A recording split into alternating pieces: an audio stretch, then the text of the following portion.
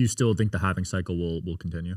Yeah, I mean, we just had the one in April. I was on Bloomberg the day of the halving, and I think Bitcoin was $40,000 at that moment in time. That was about a year and a half ago now. Yeah. And look where we're at.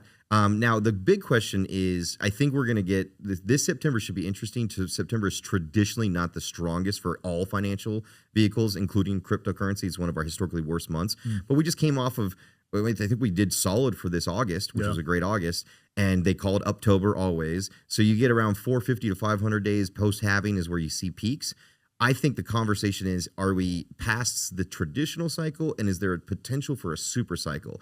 Because every other cycle before was mostly, I call Bitcoin and crypto the people's currency. This was retail driven. It's you guys like you and me that are saying, and I love that about it, by the way, because it's a grassroots concept. And now you got the institutions here. You've got billions. The fastest growing to 80 to 100 billion ETF ever was the IBIT ETF.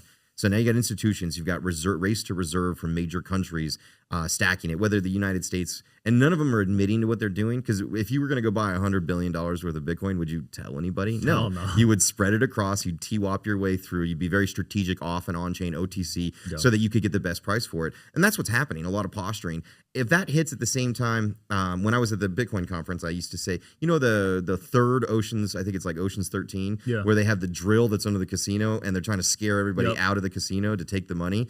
And the first one, like, it shakes a little bit and then everybody goes right back to gambling and they're like, you got to hit them harder. We haven't seen the tsunami retail wave yet.